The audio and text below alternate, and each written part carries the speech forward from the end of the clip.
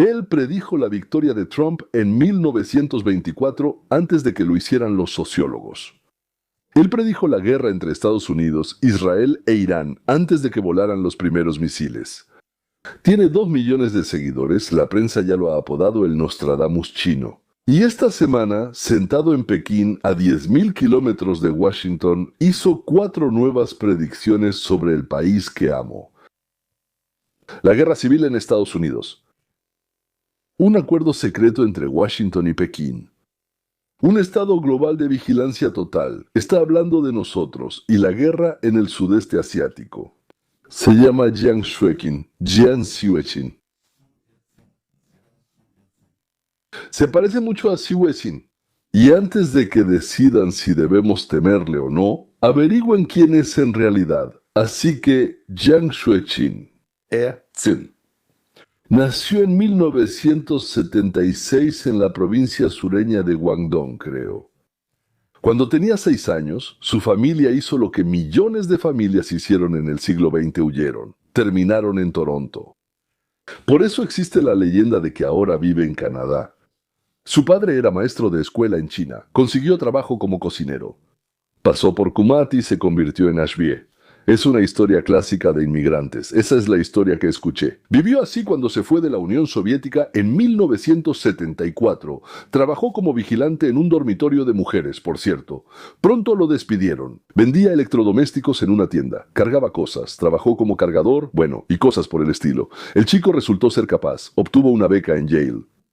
Y en 1999 se graduó como licenciado. Atención, en literatura inglesa. No en ciencias políticas, no en psicología, no en economía. Ni siquiera en historia, no en relaciones internacionales. Recuerden esto. Porque para entender lo que está pasando, esto será importante. En el año 2000 regresó a Pekín. Déjenme decirlo una vez más. En el año 2000 regresó a Pekín. Está bien. Escribió para el periódico estadounidense Christian Science Monitor, para la revista hongkonesa Far Eastern Economic Review, en 2001 PBS. Muy shunsu, suena prestigioso.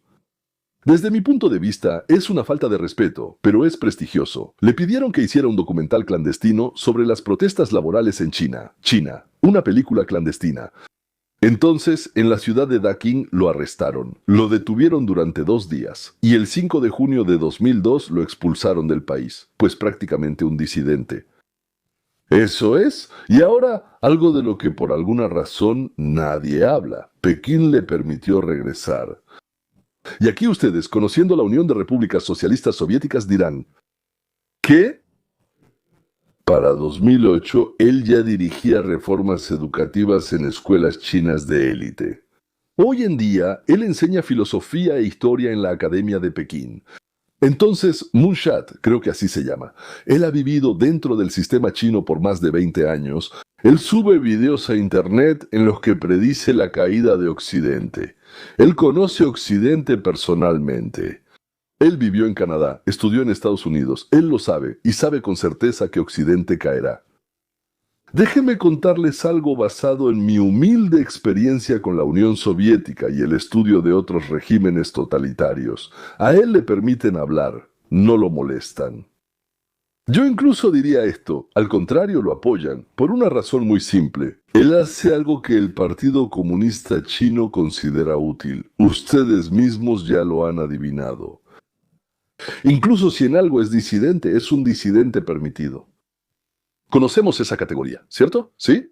En su expediente y en su KGB hay un sello, no tocar. Es un elemento valioso. Yang llamó a su enfoque productivo, no, historia predictiva, predictivo, ¿sí? Adivino. Historia predictiva. Claro que tomó la idea de Isaac Asimov, el escritor de ciencia ficción que inventó la disciplina llamada psicohistoria. La psicohistoria en las novelas de Asimov es la matemática de las masas. Afirma que una sola persona es demasiado insignificante para tener algún significado desde el punto de vista del movimiento histórico. Pero una sociedad de miles de millones se comporta de manera predecible. Estoy de acuerdo con la segunda parte. Se puede calcular cómo se comportará una multitud ante el miedo, la indignación, la felicidad y cosas así. Está destinado, dicen, a moverse. La multitud sigue trayectorias ya conocidas de antemano. Una vez más, esa parte la entiendo y la apoyo. Agrega una capa, como él dice, de teoría de juegos. Mezcla analogías históricas, Atenas antes de la caída, Roma antes de la caída. El Imperio Británico. Compara los Estados Unidos actuales con Atenas en tiempos de las guerras del Peloponeso. Llega a la conclusión de que el imperio terminó. Primero llámalo imperio, y luego di que el imperio terminó. Bueno, ese es realmente todo el método. Y ahora, queridos amigos, escuchen con atención, porque esta es la frase más importante de todo el video. Psicohistoria. La psicohistoria, Isaac Asimov, no es una ciencia. Es un recurso literario, una invención de la novela de 1951. No existe una ecuación que pueda predecir qué decisión tomarán mañana por la mañana 333 millones de estadounidenses libres.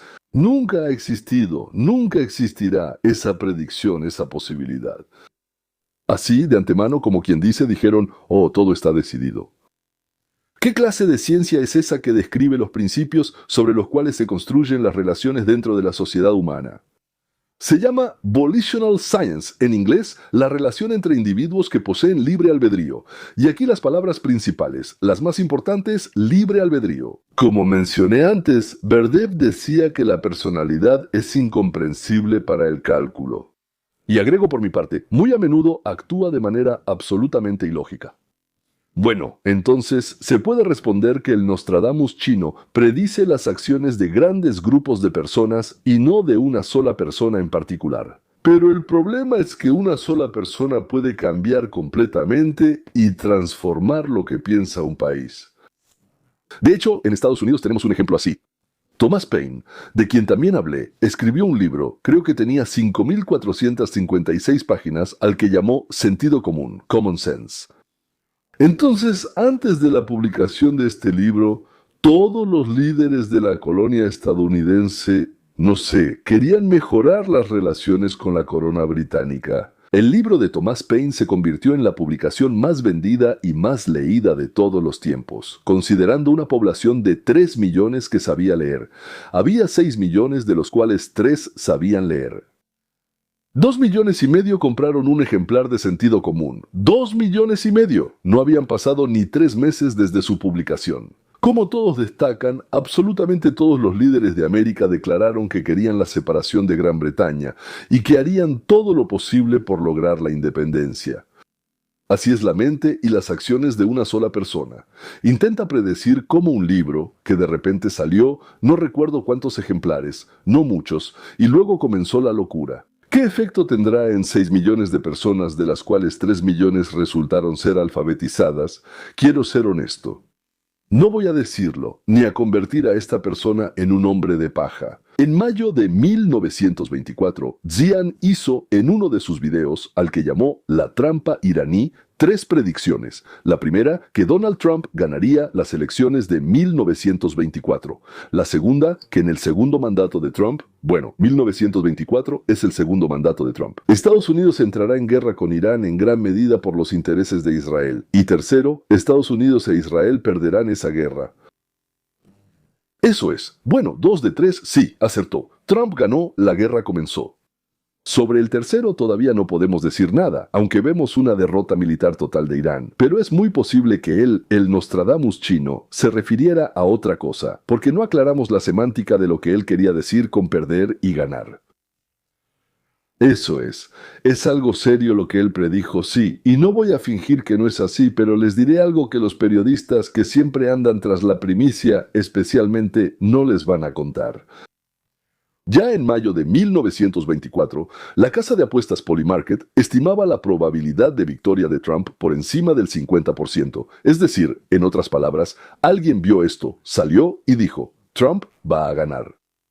Ok, para mediados de 1925, la mayoría de las apuestas predecían un ataque militar estadounidense contra Irán. Zian no sacó estas predicciones de la nada, no es que todos pensaran de una manera y él de otra. La mayoría de quienes se dedicaban a hacer predicciones, que son intentos de analizar la situación y decir cuál sería la conclusión más lógica, sí, esas personas en su mayoría decían lo mismo que él dijo.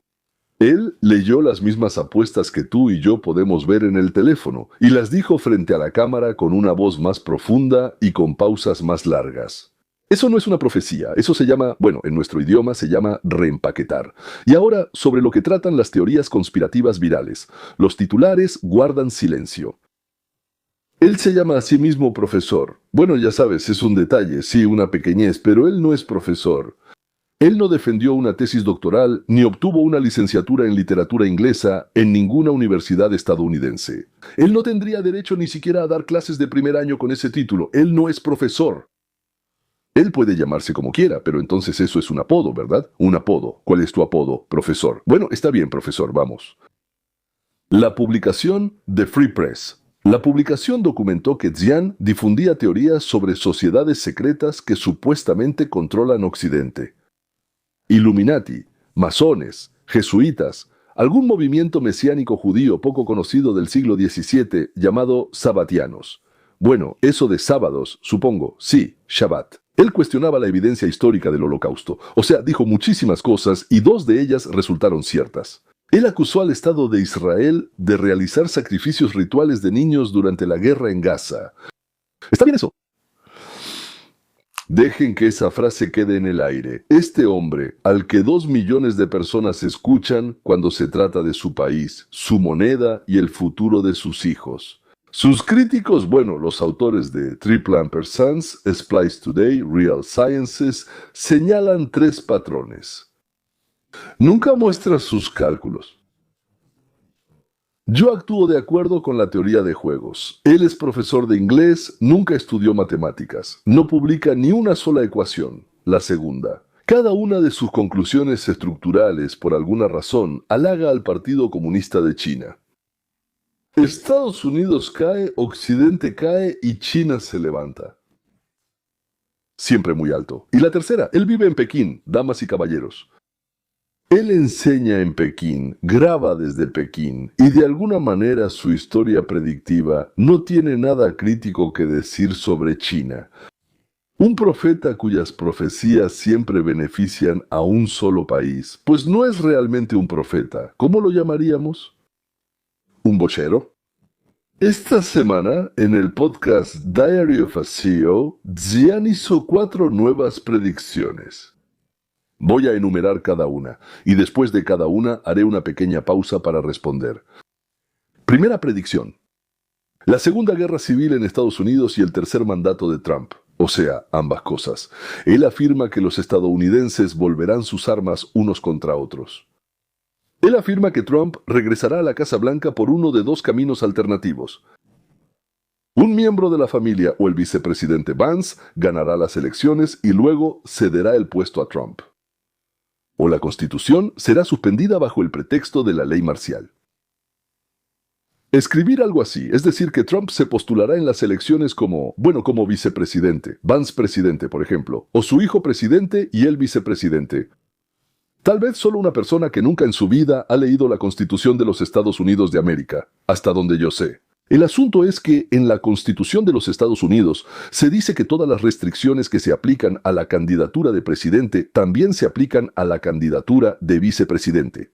Es decir, así como Trump no puede postularse como presidente para un tercer mandato en unas nuevas elecciones, tampoco puede postularse como vicepresidente. No hay ninguna diferencia en los requisitos. La idea de que la Constitución será suspendida bajo el pretexto de la ley marcial también es extraña, por cierto. Probablemente, Jiang leyó y escuchó sobre la Constitución ucraniana, en la que no es necesario celebrar elecciones durante la guerra, lo que de inmediato le da al presidente la oportunidad de convertirse en presidente de por vida. Una manera muy fácil de nunca terminar la guerra. Y luego, naturalmente, pasar su cargo a su hijo o hija, por ejemplo. En la Constitución estadounidense eso es imposible de hacer. Además, la mitad del Partido Republicano ni siquiera irá a votar si Trump se postula, si se postula por tercera vez. La mitad irá con entusiasmo y la otra mitad no irá. Eso es. Bueno, y sospecho que si Trump realmente se queda, entonces lo más probable, el ejército saldrá a las calles. Eso es lo que, digamos, el liderazgo del ejército ha jurado hacer muchas veces.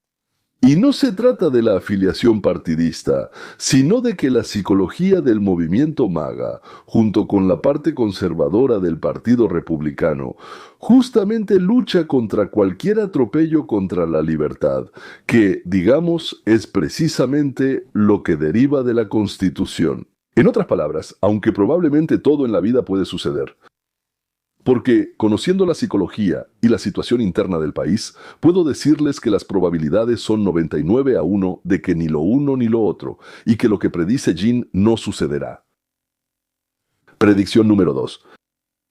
El gran acuerdo entre Estados Unidos y China, ahí como una especie de división de influencias. Según él, todos se equivocan respecto a Taiwán. China, dice él, bueno, en secreto simplemente sueña con que Estados Unidos siga siendo el policía mundial. Simplemente lo desea mucho, porque según él, el imperio le cuesta muy caro a Estados Unidos. China va a financiar en silencio a Irán y Rusia mientras firma acuerdos con Washington. Las predicciones sobre China y Taiwán son un poco extrañas.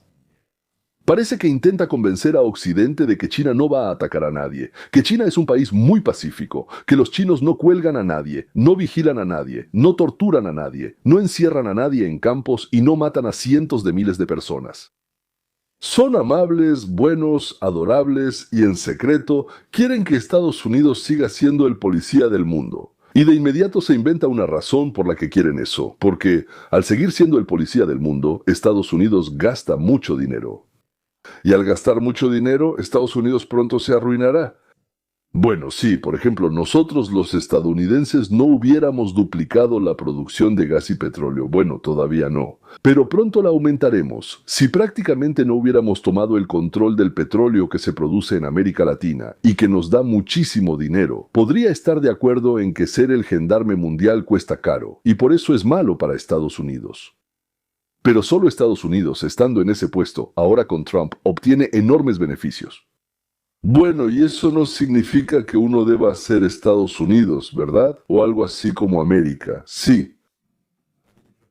Está bien. Estados Unidos quiere o no quiere ser un imperio, ¿verdad? Estados Unidos no quiere ser un imperio. Si él hubiera estado atento, si hubiera estado siguiendo cuidadosamente lo que sucede en los Estados Unidos de América, habría sabido que existe una doctrina Monroe modificada y rehecha, que fue modificada por Trump. Y precisamente esa doctrina le indica a Estados Unidos, como próximos pasos en el ámbito internacional, digamos, bueno, en el planeta Tierra, retirarse de muchas partes del mundo, y concentrar su atención en su propio patio trasero, que los estadounidenses consideran que está, bueno, a unos 23.000 kilómetros alrededor de la frontera de los Estados Unidos de América.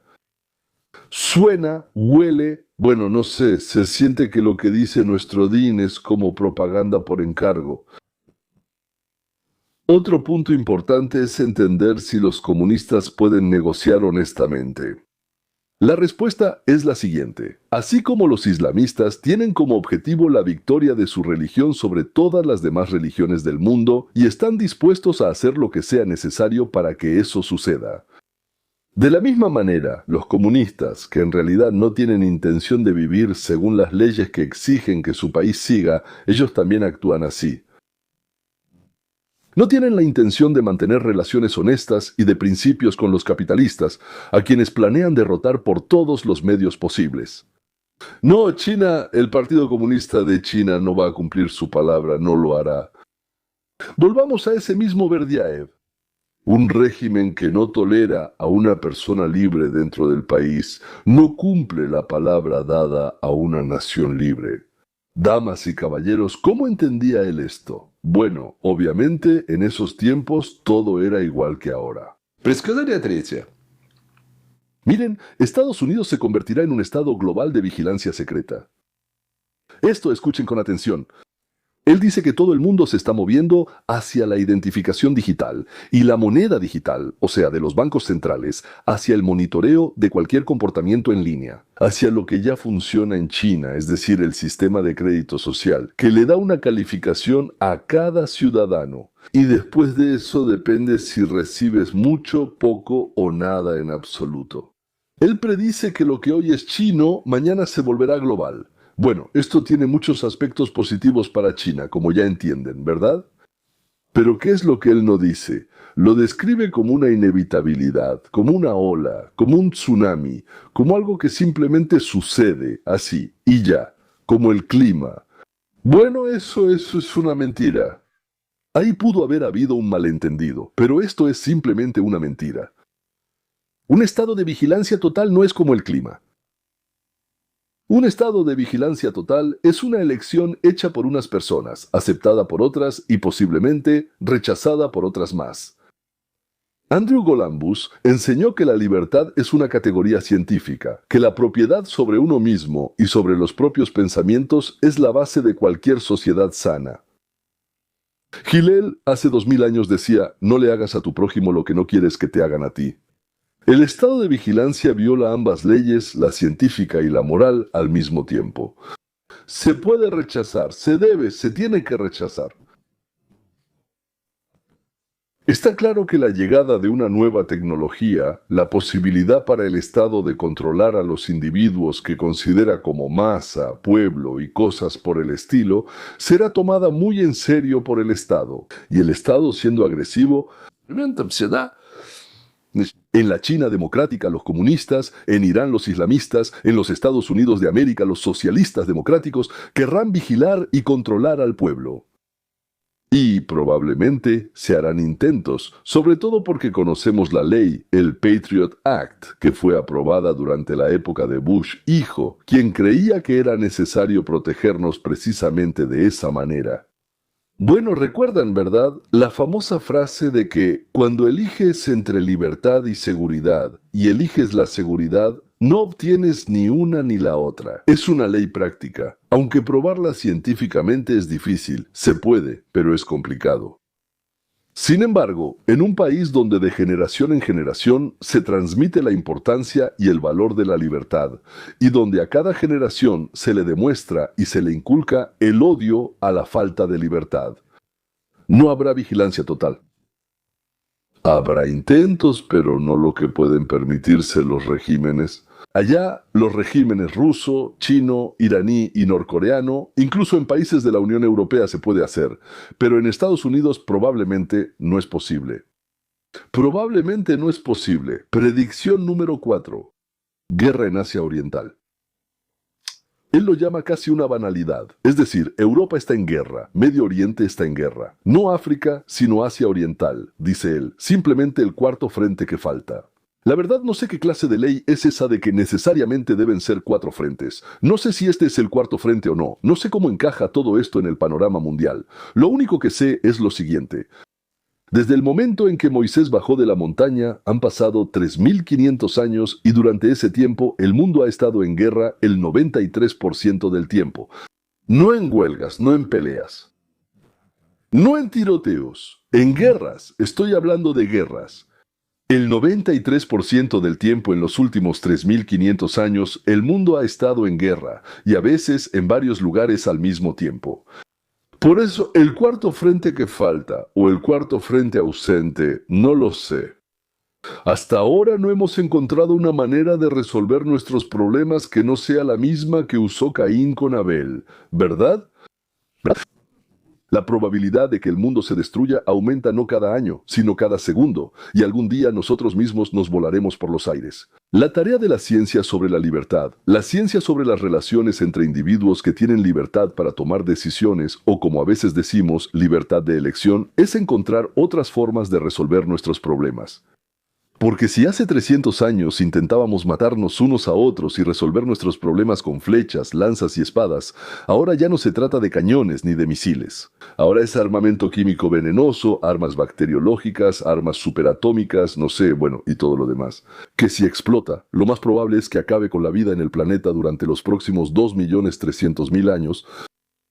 Hasta ahora, nosotros, creados a imagen y semejanza, no hemos encontrado esa manera.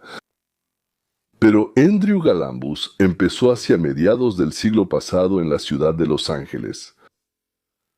Esta es la ciencia propia, de la que les he estado hablando todo el tiempo. La ciencia que puede darnos una solución. Y porque ya nos estamos moviendo en esa dirección, por cierto, ya dimos todo un curso de introducción a esta ciencia. Sí, videos de 10 minutos, hay como 200 de ellos. Les recomiendo mucho que descarguen mi libro, que es gratis ahí. Y después de eso, recibirán cada mañana un video de 10 minutos para ver mientras toman café, o para quienes fuman cigarrillos. Les tengo muchísima envidia a los que fuman. Yo mismo ya no fumo desde los 40 años. Bueno, me gusta mucho ver cómo la gente exitosa, por eso empecé a fumar cuando tenía 15 años, porque me gustaba mucho eso de sentarse, el café, los cigarrillos. Bueno, ¿qué hacer? Eso es. Y ahora, amigos, lo que se llama la crítica más profunda, el método de Xian. Supón que la persona es una bola de billar. Empújalo con el taco en el ángulo correcto y rodará hacia donde tú le indiques. Las civilizaciones surgen, las civilizaciones caen, los ciclos terminan y se repiten. Nada de lo que una persona haga, diga, rece, construya o se niegue a hacer de alguna manera realmente cambia el resultado. Esto no es historia, es determinismo. Palabra interesante, ¿verdad? Determinismo con saco de tweet. Nikolai Alexandrovich Berdyaev, filósofo ruso, un hombre que vio con sus propios ojos cómo su país caía en la duda. Escribió sobre esto desde el exilio. Nos enseñó lo contrario. Él enseñaba que la persona es un milagro irrepetible del universo. Ni el colectivo, ni el Estado, ni el gobierno. La persona es un milagro irrepetible del universo. Que una sola conciencia libre puede romper una cadena que no romperían 10 millones de bayonetas. Andrew Galambos enseñaba la misma verdad, en otro idioma. Ciencia voluntaria, probablemente así se diría en ruso, ¿verdad? Ciencia volitiva, la ciencia sobre la persona que elige libremente su propio camino. Propiedad sobre la propia vida, propiedad sobre el propio pensamiento, condiciones bajo las cuales una sociedad libre no es un sueño sentimental, sino una inevitabilidad estructural. Siempre y cuando la persona lo elija. Ahora no estoy hablando de un acto de votación. Jan predice el colapso porque ha eliminado al hombre libre de sus ecuaciones, pero yo, damas y caballeros, me niego a borrarlos a ustedes. Y aquí está mi predicción. No puedo decir que mostrará Polymarket el próximo mes. No puedo decir que hará J.D. Vance. Si los mercados se mantendrán y dónde estallará la próxima guerra. Realmente espero que los mercados se mantengan. Personalmente necesito que así sea. Pero puedo decirte algo que Xin Xuezin nunca te dirá. Simplemente porque él no cree en eso o finge no creer. El futuro de la libertad no pertenece a los imperios. No le pertenece a la guerra, ni a las monedas. Tampoco le pertenece ni siquiera a las máquinas de vigilancia. No importa qué tan inteligentes, qué tan globales o qué tan caras sean, el futuro de la libertad pertenece a las personas que hoy, esta misma semana, eligen vivir según la ley de Gillery. No hagas al prójimo lo que no quieres que te hagan a ti. A las personas que enseñan a sus hijos a pensar, a las personas que construyen pequeñas comunidades de decencia, y luego grandes, y después una sociedad de la regla de oro. Una sociedad construida alrededor de la persona libre, soberana y con conciencia. Porque una sociedad así, construida con conciencia, será beneficiosa. Esto no son pronósticos, es una invitación a bailar. El Nostradamus chino ve el colapso, yo los veo a ustedes y apuesto por ustedes. Pero tengo otro pequeño, pero importante, bloque de predicciones. Yang Xuezin ha hablado muchas veces sobre la guerra en Ucrania. Y queridos amigos, aquí su imparcial teoría de juegos se quita la máscara. Se reveló, como decían ellos, la naturaleza bestial. Yang afirma literalmente lo siguiente. Primero, Rusia no tenía otra opción más que invadir Ucrania. Es el año 1922 y ni siquiera menciona lo que pasó antes. Según él, no fue una agresión, fue autodefensa. Ese es el enfoque chino, ¿verdad? Segundo, Putin supuestamente hizo varias veces la propuesta de unirse a la OTAN, pero fue rechazado. Por eso Moscú se vio obligada a responder. Tercero, Ucrania, cito, se acabó como nación. De 1 a 2 millones de hombres muertos, millones de refugiados, el país, según él, está dividido entre el este históricamente ruso y el oeste tradicionalmente polaco. Cuarto, Rusia gana, la OTAN pierde, todo ya está decidido. Quinto, eso es. Y aquí se acerca a una ciudad que para muchos de nosotros tiene el rostro y el nombre de familiares y las tumbas de los antepasados. Jian declara, Odessa es el objetivo principal de los rusos. Odessa es la última batalla. La OTAN caerá en Odessa porque la OTAN asumirá la responsabilidad de defenderla. Rusia la rodeará, la bloqueará y la OTAN no aguantará. Y finalmente, en una de las entrevistas, él agrega, es posible que el avance de Rusia hacia Odessa sea una herramienta para obligar a Europa a declarar la movilización y llamar a filas. Es decir, Rusia quiere que Europa declare la movilización y llame a filas. Amigos, quiero que me escuchen ahora con mucha calma. Esto no es teoría de juegos, no es un análisis estructural, no es una historia predictiva. Esto es un resumen de las posiciones del Ministerio de Asuntos Exteriores de la Federación Rusa. Traduzcamos, traducido del ruso al inglés. O tal vez primero al chino y luego del chino al inglés. Empaquetado en un saco elegante, como ya dije, y entregado al espectador occidental por una persona con pasaporte chino desde Pekín. No de Canadá, no de Estados Unidos, no de la Francia libre, de Pekín.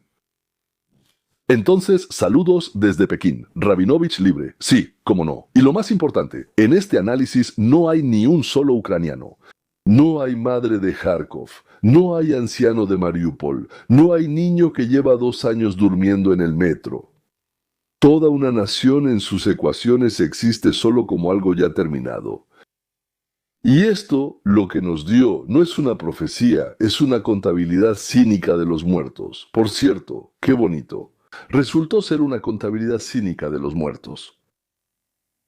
La verdad, yo también lo creo. Creo que Ucrania no podrá recuperar las zonas que han sido tomadas por las fuerzas rusas. Y Ucrania tendrá que cederle a Rusia algunos territorios para detener la guerra. Si los territorios serán menores que los ocupados, si coincidirán exactamente con la línea de ocupación, o si se añadirá algo más que Rusia aún no ha tomado pero podría tomar, no lo sé. Te juro que no lo sé. Sé que llegará el momento, después de miles o cientos de miles de ucranianos muertos. Aplausos. La opinión pública en el país se inclinará hacia detener la masacre, y la paz tendrá que llegar incluso al precio de ceder parte de las tierras. Y esta opinión se volverá tan predominante en la sociedad ucraniana que ya no podrá ser ignorada. Pero el fin de la nación solo es posible si el equipo que hoy gobierna Ucrania decide que va a defender el territorio de Ucrania hasta el último ucraniano. Y entonces, de verdad, serán precisamente esos, aquellos que luego se irán a Occidente o aprovecharán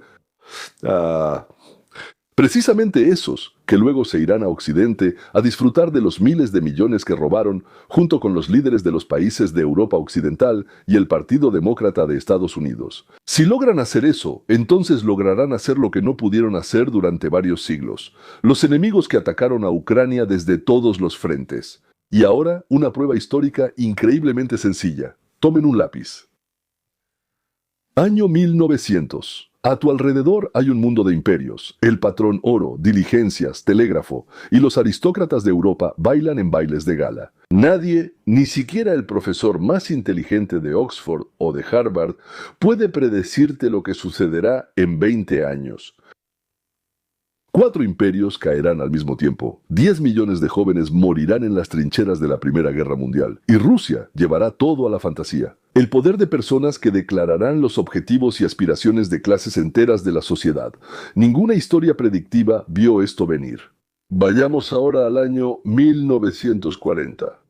Alemania está en la cima de su poder. Hitler es el dueño del continente. Muestren este mundo a cualquier profesor y pídanle que prediga qué pasará en 20 años. Él no verá ni Nuremberg, ni el Plan Marshall, ni Berlín dividido, ni el milagro económico alemán. Él no verá que el país considerado histórico, ruso, condenado a la agresión, en una generación se convertirá en un ejemplo de democracia pacífica y europea. 1960. La Unión Soviética parece eterna. Khrushchev promete enterrar al capitalismo. El Sputnik en el espacio. Muéstrenle a ese historiador profético a esa famosa madre de Cusca. Año 1960. Pídanle que cuente qué pasará en 20 años y en 30 años que en diciembre de 1991 el imperio, que parecía indestructible, desaparecerá de un solo plumazo. Ya no existe. Ningún Jan Tsuitsin verá este cambio. Año 1991, fin de la historia. Fukuyama escribe que la democracia liberal ha triunfado para siempre. Muéstrenle el 11 de septiembre, muéstrenle a Bin Laden, 2 guerras en Irak, el ascenso de China, el COVID, las monedas digitales de los bancos centrales. Él no vio nada, nada. Año 2005. Ningún analista predice el colapso financiero de 2008, la primavera árabe, la anexión de Crimea, el Brexit, ni a Trump. Año 2020. Ningún experto predice lo que estamos viendo hoy. Una ligera brisa de socialismo sopla sobre los Estados Unidos de América. Socialismo en América. Un país que fue construido como un proyecto antisocialista. Amigos, cada 20 años la paz deja de ser rentable. Amigos, no es una coincidencia, es una especie de ley interna. Quizá no sean exactamente 20, quizá 17.5, quizá 14.7. Pero esta ley funciona. ¿Saben por qué? Porque existe el libre albedrío. Porque no somos bolas de billar. ¿Ya no entiende esta ley? ¿Quién le tiene miedo? Porque el libre albedrío es precisamente lo que hace imposible la historia predictiva. El ser humano no es una molécula en un gas. La persona se despierta por la mañana y decide cómo vivir. A veces decide de manera heroica, a veces de manera vil, a veces de manera tonta. De hecho, muy a menudo decide tontamente. Pero él decide. Y en estos miles de millones de decisiones, cada mañana nace un mundo que ninguna computadora, ninguna teoría de juegos, ningún profesor de Pekín puede predecir. Por eso todas las predicciones que pretenden ser precisas son tontas. No porque los que predicen calculen mal, sino porque han eliminado de sus fórmulas al jugador principal, el ser humano libre, impredecible y moralmente responsable. Y por eso soy optimista. Si este análisis valió la pena, haga ahora 3 cosas. Haga clic en suscribirse si aún no lo ha hecho. Los algoritmos de YouTube se comportan de manera muy extraña con los canales que no están de acuerdo con la negatividad predominante. En segundo lugar, comparte este video con una persona. Pero compártelo, con una persona que le tenga miedo al futuro, no con 3, solo con una. La calidad es más valiosa, créeme, la calidad es más valiosa, y la cantidad también. Tercero, dejen en los comentarios su propia respuesta a las 4 predicciones de Jian. Leo los comentarios, respondo, trato de responder. Cuando hay varios cientos en cada video, es difícil responder a todos, pero lo intento. Hasta la próxima. Estuvo con ustedes León Weinstein y recuerden, la libertad no se predice, la libertad se elige.